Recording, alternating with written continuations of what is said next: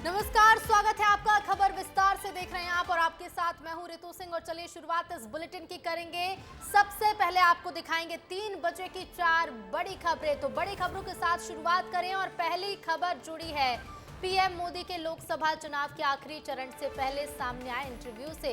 इस इंटरव्यू में पीएम मोदी विपक्ष पर जमकर बरसे हैं। तो दूसरी खबर जुड़ी है अनफिट नर्सिंग कॉलेज पर मोहन सरकार के एक्शन की। मध्य प्रदेश में 66 कॉलेज की मान्यता को खत्म किया गया है। तीसरी खबर जुड़ी है निजी स्कूलों की मनमानी से, जिससे पर जबलपुर में प्रशासन ने कड़ा प्रहार किया। तो अब पूरे मध्य प्रदेश में भी एक्शन की तैयारी है। चौथी खबर गैंगस्टर लॉरेंस बिश्नोई से जुड़ी है, जिसे छत्तीसगढ़ के डिप्टी सीएम विजय शर्मा ने साफ साफ कह दिया है कि छत्तीसगढ़ में प्रभाव बनाने की कोशिश करोगे तो ठोक दिए जाओगे। तो ये 4 बड़ी खबरें।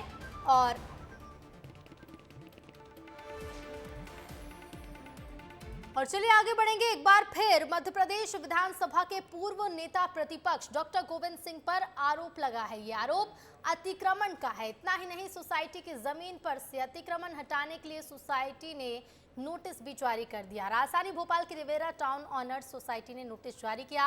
अतिक्रमण नहीं हटाने पर कार्रवाई की चेतावनी भी दी। नोटिस में लिखा है कि अगर अवैध निर्माण जल्द से जल्द नहीं हटाया गया तो सोसाइटी कार्रवाई करेगी। हाउसिंग बोर्ड सोसाइटी के सहयोग से अतिक्रमण हटाने की कार्रवाई की जाएगी। बता दें कि टाउनशिप में डॉक्टर गोविंद सिंह का मकान है और बंगले के पीछे समिति की जमीन पर कब्जा करने का आरोप लगा है। तो कांग्रेस के पूर्व नेता प्रतिपक्ष पर अतिक्रमण के आरोप लगे। डॉक्टर गोविंद सिंह पर आरोप लगे हैं। और इसी खबर पर और ज्यादा जानकारी के लिए सीधे रुख करेंगे। संवाददाता विवेक पांडे हमारे साथ लाइव जुड़ रहे हैं। विवेक, एक बार फिर से विधानसभा के पूर्व नेता प्रतिपक्ष डॉक्टर गोविंद सिंह पर आरोप लगे, क्या कुछ इन आरोपों में कहा गया है? देखिए, अभी तक डॉक्टर गोविंद सिंह नेता प्रतिपक्ष हैं, पूर्व नेता प्रतिपक्ष हैं विधानसभा के, और अक्सर भिंड में अवैध उत्खनन से लेकर तमाम सारी सरकार की गड़बड़ी और योजनाओं में लापरवाही का जिक्र करते हैं, लेकिन आज वो खुद गिर गए। दरअसल कुछ महीनों पहले ही गोविंद सिंह ने अपना सरकारी बंगला खाली किया था और सरकारी बंगले को खाली करने के साथ वो रिवेरा टाउन, शहर का पॉश इलाका है और यहाँ कई ब्यूरोक्रेट रहते हैं, कई विधायक, कई राजनेता रहते हैं। इसी में डॉक्टर गोविंद सिंह का भी मकान है और मकान के पीछे डॉक्टर गोविंद सिंह जब शिफ्ट हुए थे उसी वक्त उन्होंने एक कंस्ट्रक्शन शुरू करवाया था, गैरेज बनवाया था, और गैरेज बनवाने के बाद वहाँ पे वो शिफ्ट हो गए।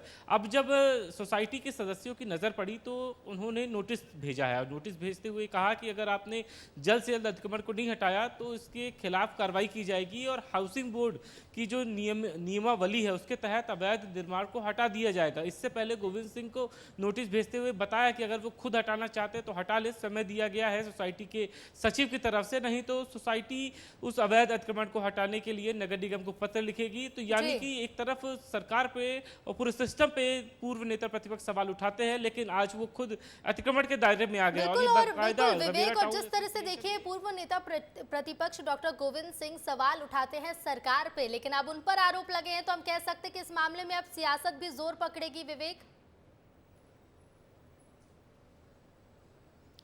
देखिए, एक बड़ी बात है कि साफ गोई के लिए पहचाने जाते हैं डॉक्टर गोविंद सिंह। उनको नोटिस दिया गया है तो नोटिस का जवाब देने के साथ साथ वो अतिक्रमण भी हटा लेंगे, क्योंकि वो ये कहते कि अगर आरोप मुझ पे लगे हैं तो जवाब मुझे ही देना है। तो इसमें कोई सियासत वाली बात नहीं है, क्योंकि ये सोसाइटी का मामला है, इसमें कोई राजनीति का पहलू नहीं है। क्योंकि सोसाइटी के जो अध्यक्ष है वो भी उसी क्षेत्र के रहने वाले हैं, उनका कोई पॉलिटिकल कनेक्शन नहीं है। लेकिन सोसाइटी के जो नियम है कि कोई भी अवैध अतिक्रमण नहीं हो सकता है, इसी बात को ध्यान में रखते हुए आरोप लगे। और इन आरोपों के बाद क्या कुछ बयान सामने आएगा, क्या कुछ कहेंगे डॉक्टर गोविंद सिंह, इस पर सबकी निगाहें होंगी। विवेक, शुक्रिया आपका तमाम जानकारी के लिए। और चलिए आगे बढ़ेंगे। बात आगे मध्य प्रदेश की ही करेंगे, क्योंकि मध्य प्रदेश के बजट में सिंहस्थ की झलक देखने को मिलेगी। बजट में करीब 20,000 करोड़ की राशि रखी जाएगी, विकास कार्यों के लिए राशि रखी जाएगी। जुलाई में आने वाले बजट में प्रावधान किया जाएगा। सिंहस्थ को लेकर सरकार तैयार कर रही है बड़ा प्लान। सिंहस्थ के कामों की खुद सीएम डॉक्टर मोहन यादव कमान संभालेंगे। मुख्यमंत्री की अध्यक्षता में जल्द ही कमेटी का गठन होगा। 2028 में उज्जैन में सिंहस्थ का आयोजन होगा। 14 करोड़ लोगों के आने का आकलन है और मध्य प्रदेश के बजट में भी सिंहस्थ की झलक दिखाई देगी। करीब 20,000 करोड़ की राशि बजट में रखी जाएगी। विकास कार्यों के लिए राशि रखी जाएगी और जुलाई में आने वाले बजट में प्रावधान किया जाएगा। सिंहस्थ को लेकर लगातार बड़ी तैयारियों में जुटी है मध्य प्रदेश की सरकार और आपको बता दें कि सिंहस्थ के कामों की खुद सीएम डॉक्टर मोहन यादव कमान संभालेंगे। तो मुख्यमंत्री की अध्यक्षता में कमेटी का गठन होगा और जल्द ही ये कमेटी गठित की जाएगी। 2028 में उज्जैन में सिंहस्थ होना है और 14 करोड़ लोगों के आने का आकलन है। उधर पूरे प्रदेश में पानी की क्वालिटी की जांच होगी। जल संरचनाओं का वाटर ऑडिट कराएगी सरकार। पानी के लाभ, हानि और क्वालिटी का पता लगाया जाएगा। इस रिपोर्ट के आधार पर सरकार अगला प्लान तैयार करेगी। 5 जून से 15 जून तक विशेष अभियान चलेगा। पूरे प्रदेश भर में पानी की क्वालिटी की जांच की जाएगी। जल संरचना का वाटर ऑडिट भी सरकार कराएगी और फोन लाइन पर सीधे रुक करेंगे। हमारे साथ ब्यूरो चीफ श्याम सिंह तोमर जी जुड़ रहे हैं।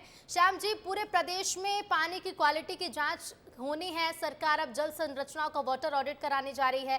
क्या कुछ प्रक्रिया रहेगी और कब तक ये जांच पूरी होगी? देखिए, सीधी सी बात है, इसमें सरकार ने तय किया है कि गुणवत्ता महत्वपूर्ण है।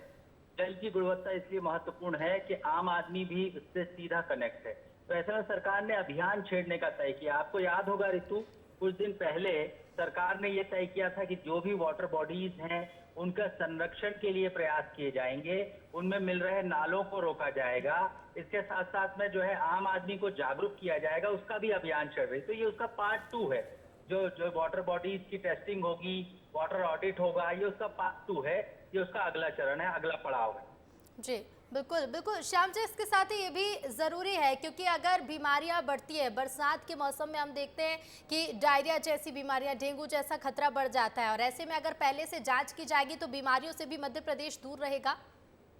बिल्कुल, आपने बहुत सार्थक बात की ऋतु। अगर इस तरह से जांच होती रहेगी पानी की तो कौन से बैक्टीरिया, कौन से जो इस तरह के जीवाणु डेवलप हो रहे हैं उसमें पहले ही पता लग जाएगा। किस तरह मच्छर के लार्वा डेवलप हो रहे हैं ये पता लग जाएगा और उन पर रोकथाम की जा सकेगी, उस पर एहतियात बरती जा सकेगी। बिल्कुल श्याम जी, शुक्रिया आपका हमसे जुड़ने के लिए और तमाम जानकारी के लिए। तो अब पानी की गुणवत्ता की जांच कराने जा रही है मध्य प्रदेश सरकार। और चलिए आगे बढ़ेंगे, अब बात छत्तीसगढ़ की करेंगे। गैंगस्टर लॉरेंस बिश्नोई को डिप्टी सीएम विजय शर्मा की 2 टूक। लॉरेंस बिश्नोई हो या फॉरेंस बिश्नोई, छत्तीसगढ़ में ऐसे लोग बर्दाश्त नहीं हैं। डिप्टी सीएम ने कहा है ऐसे लोगों को ठोका जाएगा। लॉरेंस बिश्नोई के निशाने पर हैं छत्तीसगढ़ के कारोबारी। लेकिन इसी बीच डिप्टी सीएम विजय शर्मा ने 2 टूक कहा है। लॉरेंस बिश्नोई हो या फॉरेंस बिश्नोई, छत्तीसगढ़ में ऐसे लोग बर्दाश्त नहीं होंगे। कारोबार झारखंड में है, लोग रहने वाले यहाँ के हैं, सुरक्षा की जिम्मेवारी हमारी है। और चाहे लॉरेंस बिश्नोई हो कि फॉरेंस बिश्नोई हो, ठोका जाएगा भैया। ऐसा करेंगे तो गलत होगा इनके साथ।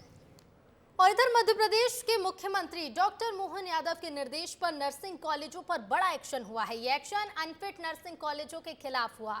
सरकार ने 31 जिलों में 66 नर्सिंग कॉलेजों की मान्यता खत्म कर दी है।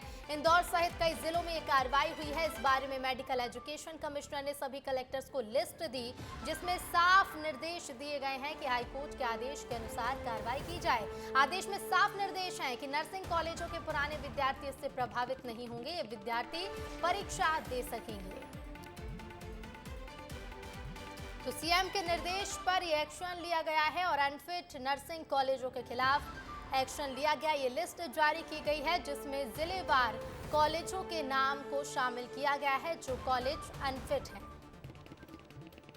31 जिलों में 66 नर्सिंग कॉलेजों की मान्यता को खत्म कर दिया गया है।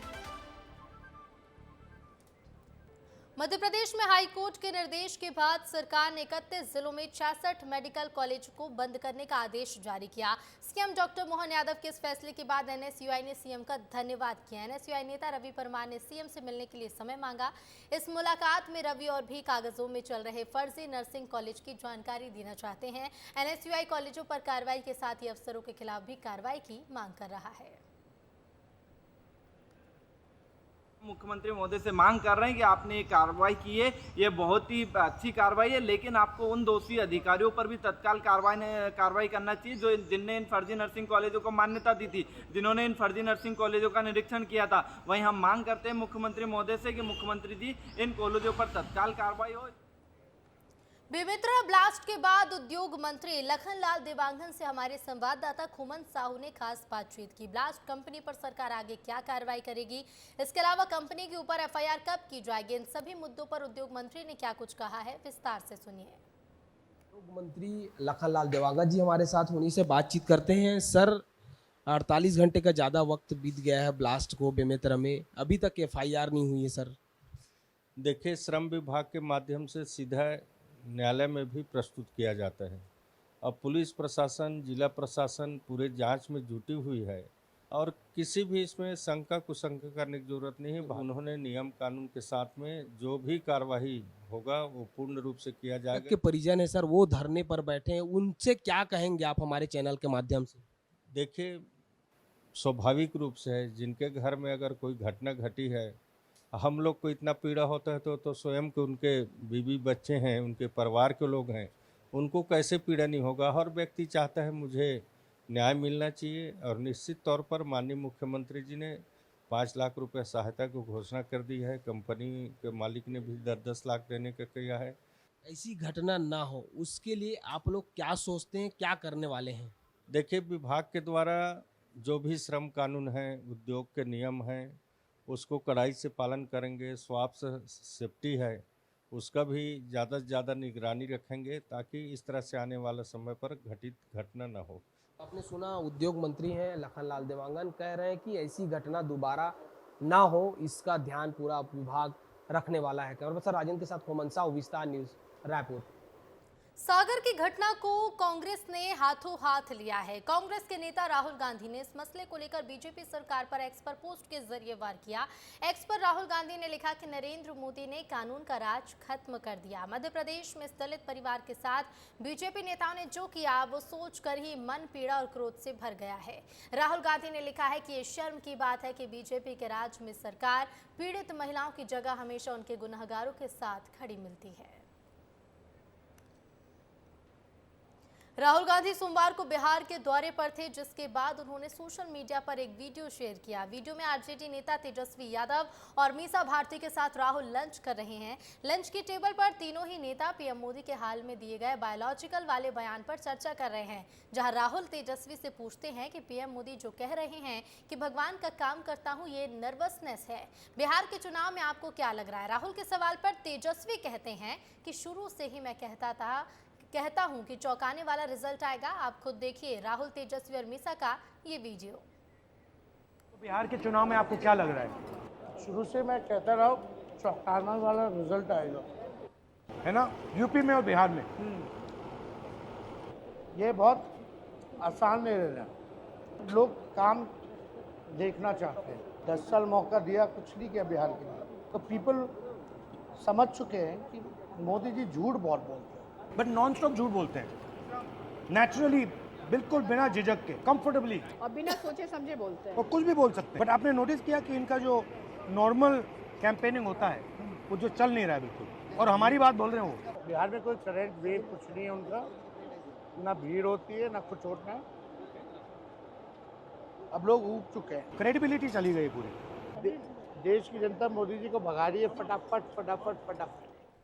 प्रधानमंत्री ने आज दी इंटरव्यू में विपक्ष पर जमकर निशाना साधा। पीएम ने केजरीवाल से लेकर ममता बनर्जी और कांग्रेस पर जमकर निशाना साधा। प्रधानमंत्री नरेंद्र मोदी ने चुनाव के दौरान विपक्ष द्वारा कहे जा रहे आरक्षण खत्म करने के बयान पर भी स्थिति साफ की। साथ ही पीएम ने कहा कि मुझे अब तक 101 बार गालियां दी जा चुकी हैं।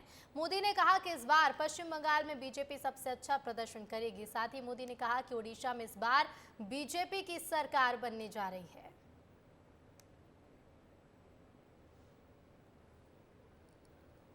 के जो SC, ST, OBC का अधिकार था वो पिछले दरवाजे से उसको छीन लिया गया है। बाबा साहब आम्बेडकर ने जिस सपने से ये व्यवस्था खड़ी की थी उसको इन्होंने वोट बैंक के लिए गिरवी रख दिया है। मौत का सौदागर किसने कहा था? गंदी नाली का कीड़ा किसने कहा था? और मेरे यहाँ तो पार्लियामेंट में एक दिन हमारे एक साथी ने हिसाब लगाया था, 101 गालियाँ गिनाई थी। तो चुनाव या चुनाव न हो, ये लोग मानते हैं कि गालियाँ देने का हक उनका ही है, और वे हताश निराश इतने हो चुके हैं कि गालियाँ देना, अपशब्द बोलना, ये उनके शायद जहन में है, उनके स्वभाव में हो गया है। उड़ीसा के लोगों का उनका हक मिलना चाहिए, उड़ीसा को उसकी अस्मिता मिलनी चाहिए। उड़ीसा का भाग्य बदलने वाला है, सरकार बदल रही है। मैंने कहा है कि उड़ीसा की वर्तमान सरकार की एक्सपायरी डेट 4 जून है और 10 जून को बीजेपी का मुख्यमंत्री उड़ीसा में शपथ लेगा।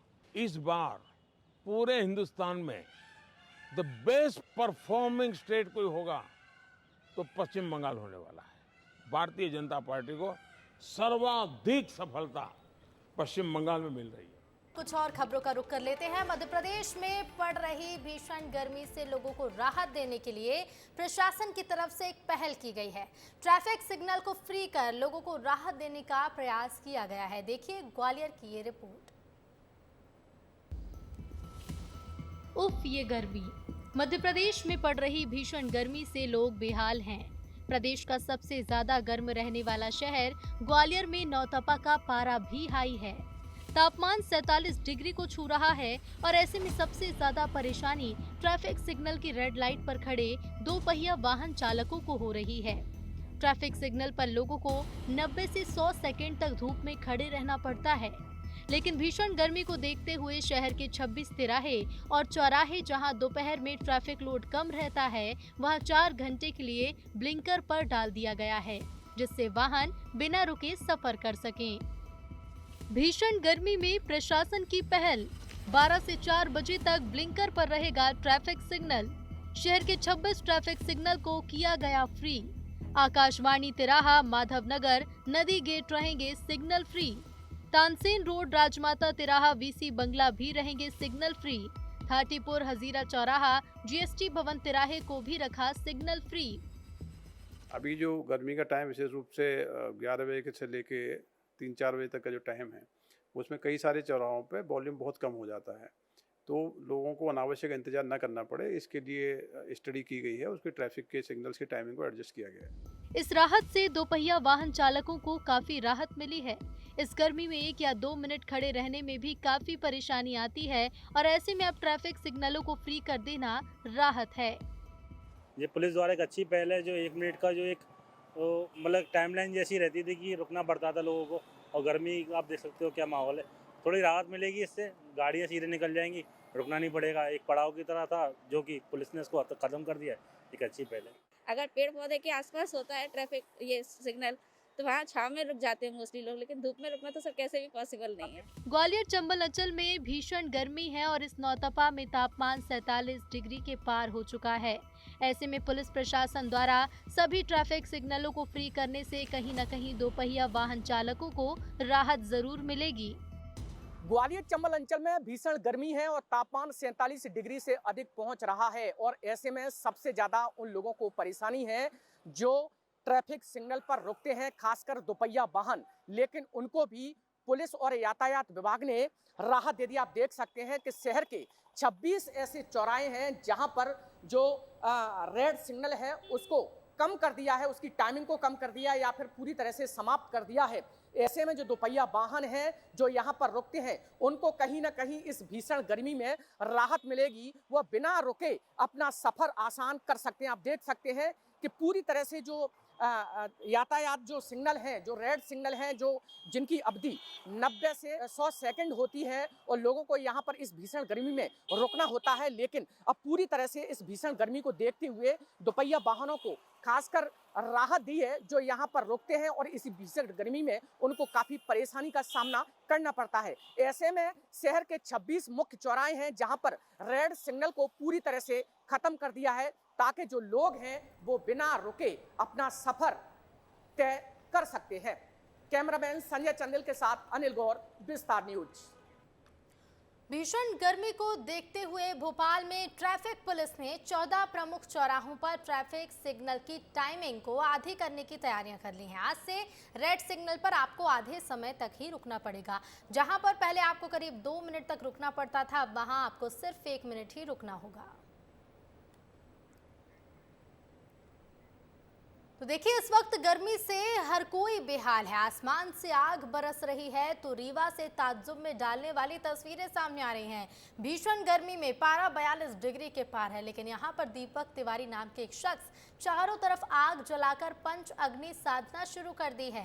पेशे से वकील दीपक ये साधना पिछले 3 सालों से करते आ रहे हैं। गौर करने वाली बात ये कि दीपक की साधना उस वक्त होती है जब दिन में गर्मी अपने पूरे शबाब पर होती है। दीपक दोपहर में 3 घंटे तक 12 बजे से लेकर 3 बजे तक ना तो अन्न ना ही जल ग्रहण करते हैं और उनकी इन साधना पर विस्तार न्यूज ने भी उनसे खास बातचीत की है।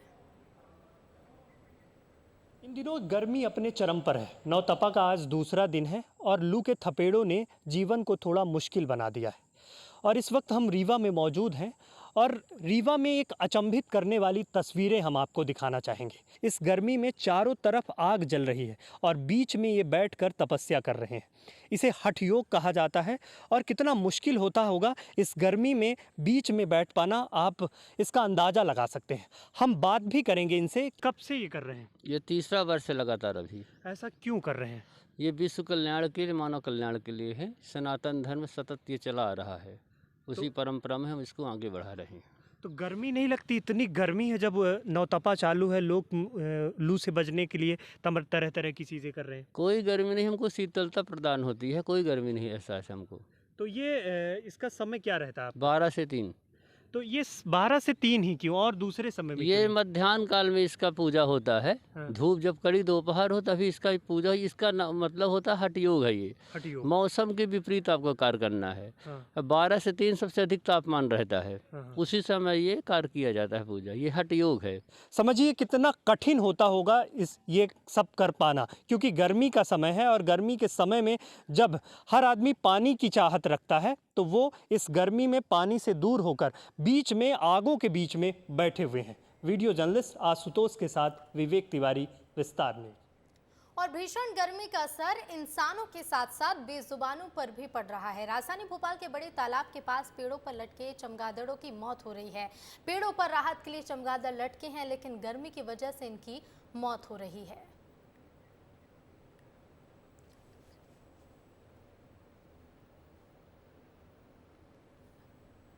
तो भीषण गर्मी है और गर्मी से चमगादड़ों की मौत हो रही है।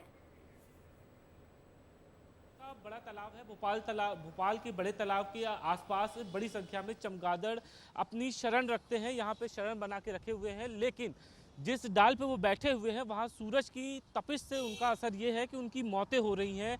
चमगादड़ों की मौत की आप ये तस्वीर देख सकते हैं। बड़ा तालाब है ये और इसके पास में ये बड़ा सा पीपल का पेड़ है। बड़ी संख्या में चमगादड़ यहाँ पे शरण लेकर लटके हुए हैं, लेकिन इस भीषण गर्मी में उनकी मौत हो रही है। यानी कि कहा जाए, एक तरफ इंसान 44 डिग्री के तापमान में झुलस रहा है, वहीं लगातार चमगादड़ों की भी मौत हो रही है। आप देखेंगे यहाँ पे कि बड़ी संख्या में चमगादड़ मरे पड़े हुए हैं। आप पेड़ पे देखेंगे कि किस तरीके से उन चमगादड़ों की हालत है कि पूरी तरीके से झुलस गए हैं। और अगर राहत नहीं मिलती है तो ऐसी ही तस्वीरें राजधानी के अलग अलग हिस्सों में दिखाई देंगी। ये दिन के समय लटकते हैं और रात को ही ये जगते हैं। दिन के समय सोते हैं और रात को ही उठते हैं, लेकिन दिन में इस सूरज की तपिश में उनकी स्थिति ये हो रही है कि वीआईपी रोड में बड़ी संख्या में चमगादड़ की मरने की तस्वीरें देखने के लिए मिल रही हैं। कैमरामैन दीपक शर्मा के साथ विवेक पांडे, विस्तार न्यूज, भोपाल। और सागर पहुंचे एमपी कांग्रेस अध्यक्ष जीतू पटवारी ने पीड़ित परिवार से मुलाकात की। राहुल गांधी से भी जीतू पटवारी ने पीड़ित परिवार से बात कराई। राहुल गांधी ने पीड़ित परिवार को ढांढस बंधाया और इंसाफ दिलाने की बात कही है। तो जीतू पटवारी ने फोन पर राहुल गांधी से बात भी कराई और ये देखिए उस वक्त की तस्वीरें जब जीतू पटवारी पहुंचे, पीड़ित परिवार से मुलाकात की, बातचीत की और इसके साथ ही पीड़ित परिवार की राहुल गांधी से भी उन्होंने बात कराई। और इसी के साथ इस बुलेटिन में फिलहाल इतना ही। देखते रहिए विस्तार न्यूज। नमस्कार।